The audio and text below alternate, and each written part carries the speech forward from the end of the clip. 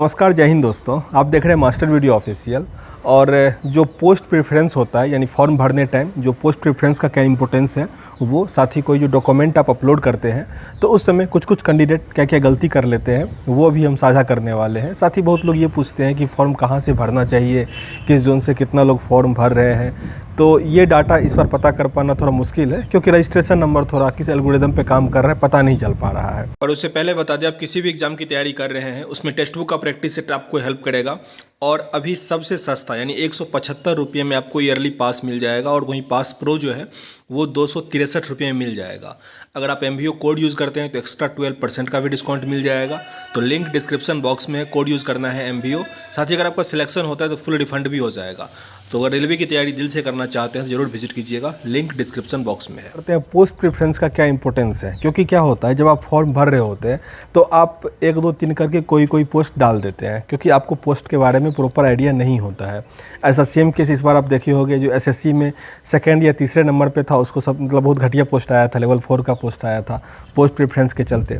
यहाँ NTPC में इस बार क्या हुआ था बहुत कैंडिडेट का कि वो JAA जो जूनियर अकाउंट असिस्टेंट का पोस्ट था, किसी को पता नहीं था कि वो पोस्ट क्या है। जूनियर लगा हुआ था यानी नीचे वाला पोस्ट होगा, वो सबसे नीचे प्रेफरेंस में दे दिए हुए थे।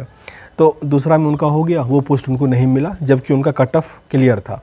तो इसीलिए जब आप पोस्ट प्रेफरेंस भरो तो पूरा होशो हवास में फॉर्म भरने टाइम में आपको ऐसा लगना चाहिए कि ये नौकरी तो हमको मिलेगा ही।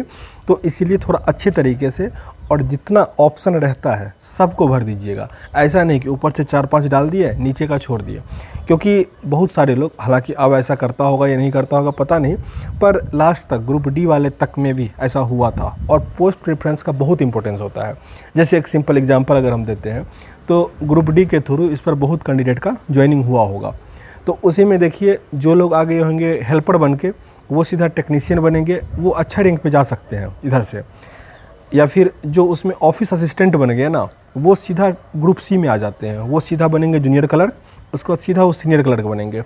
तो पोस्ट प्रेफरेंस का बहुत इंपॉर्टेंस रहता है, तो इस चीज़ का ध्यान रखिएगा। यहाँ पे किस्मत भी थोड़ा काम करता है, पोस्ट प्रेफरेंस का बहुत इंपॉर्टेंट होता है। अब बात करते हैं जो सर्टिफिकेट आप अपलोड करते हैं, तो इस चीज़ का ध्यान रखिएगा। जिस चीज़ के लिए आप फॉर्म भर रहे हैं, जैसे अभी टेक्नीशियन का है तो सिंपल जो ग्रेजुएशन या इंटर किए होंगे, जनरली लोग यही होते हैं, तो दोनों में से कोई एक ही डालिएगा। जैसे ITI किए होंगे ना, वही डालिएगा, ऐसा नहीं कि दोनों लगा दीजिएगा।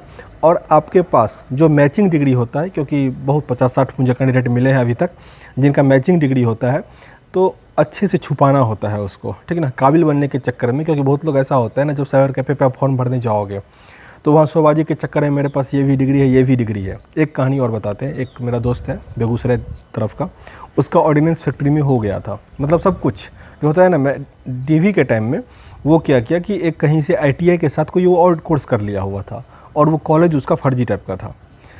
तो मतलब उस पोस्ट के लिए जो डिग्री था वो था उसके पास, लेकिन वो एक्स्ट्रा डिग्री दे दिया। पुलिस वेरिफिकेशन का टाइम आया, उसको उस नौकरी से निकाल दिया गया।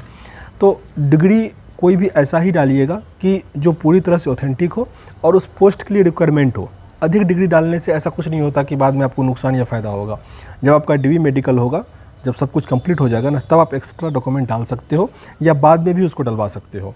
तो इसीलिए फॉर्म भरने के लिए जो एप्रोप्रिएट डॉक्यूमेंट है वही डालिए। अधिक वहाँ पे कुछ ये होता है ना, वो नहीं करिए, क्योंकि उससे कोई फ़र्क नहीं पड़ता। बहुत लोग ये कहते हैं ना कि जो ITI किया हुआ है या फिर जो ये कोर्स किया होगा उसका वहाँ पे थोड़ा अधिक वैल्यू हो जाता। ऐसा कुछ नहीं होता। आप भी देख रहे हैं डेट ऑफ बर्थ का इम्पैक्ट पड़ता है। अगर सेम कट ऑफ आ गया तो डेट ऑफ बर्थ का इम्पैक्ट पड़ता है। और ऐसा कोइंसिडेंस नहीं होता कि आपका डेट ऑफ बर्थ भी सेम है, एक डेट पूरा है और आपका स्कोर भी सेम है और कैटेगरी भी सेम है।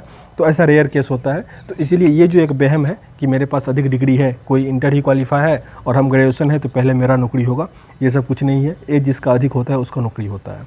तो इस सब चीज़ का जो मिसकंसेप्ट है उसको ध्यान रखिएगा। और सिग्नेचर के बारे में बताया ही कि ये सब चीज़ थोड़ा फोकस है। अगर इसमें थोड़ा भी गलती होगा ना तो नौकरी से आपको हाथ धोना पड़ जाता है। सिग्नेचर कैपिटल में नहीं होना चाहिए, मतलब नहीं होना चाहिए, वो रनिंग हैंड में ही होना चाहिए। थंब इम्प्रेशन सब गड़बड़ाता है तो आपको फिर दिल्ली भेजा जाएगा जहाँ पे आधार कार्ड का हेड है, तो वहाँ पे सब कुछ मैच करवाया जाता है। लेकिन सिग्नेचर हो गया, डेट ऑफ बर्थ में गलती या फिर जो डॉक्यूमेंट में गलती, ये सब अगर गलती हो गया मतलब सीधा है आप नौकरी से बाहर हो। तो इसीलिए इस सब चीज़ को मैं डरा नहीं रहा हूँ, रियलिटी ये चीज़ है।